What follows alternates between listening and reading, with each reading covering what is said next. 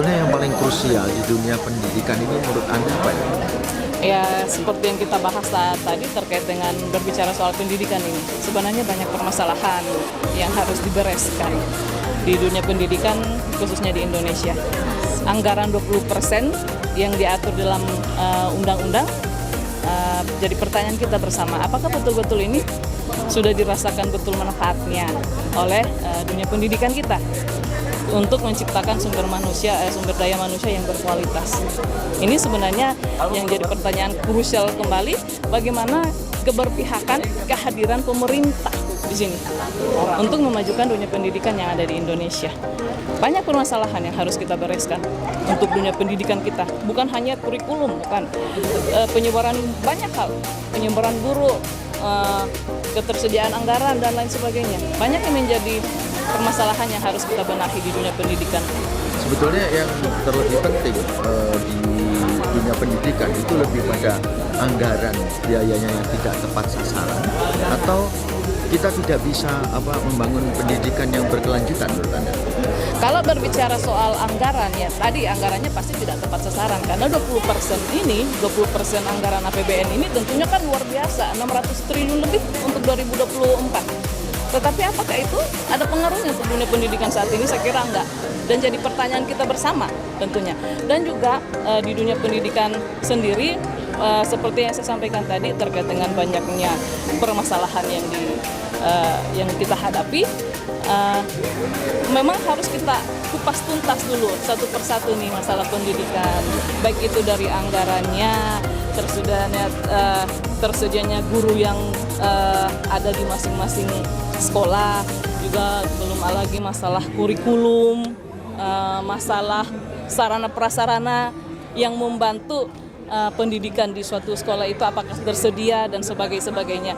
Itu yang menjadi permasalahan sebenarnya dan harus diperhatikan oleh pemerintah. Dan sekali lagi saya sampaikan, pemerintah harus hadir di sini. Jangan hanya mengatakan bahwa anggaran 20%.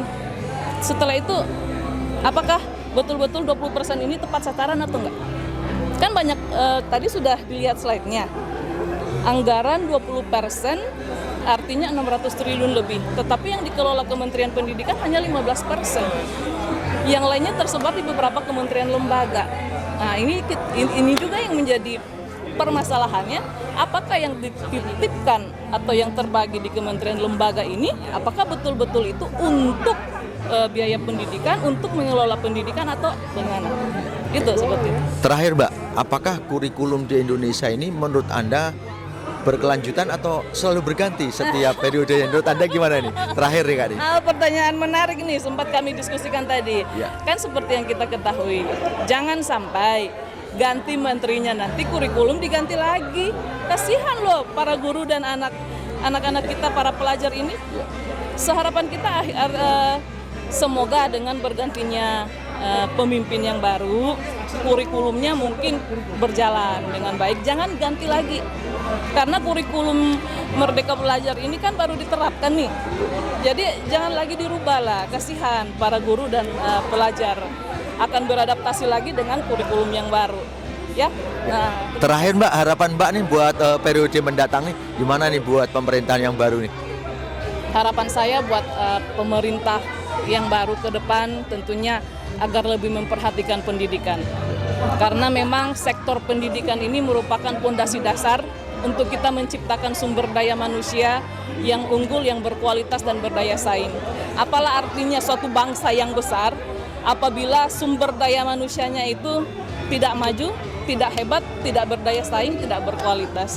Karena pembangunan suatu bangsa tentunya didukung dengan sumber daya manusia yang lebih baik. Dan harapan saya sekali lagi supaya pemimpin-pemimpin ke depan ini lebih memperhatikan dunia pendidikan, mulai dari pusat sampai ke daerah.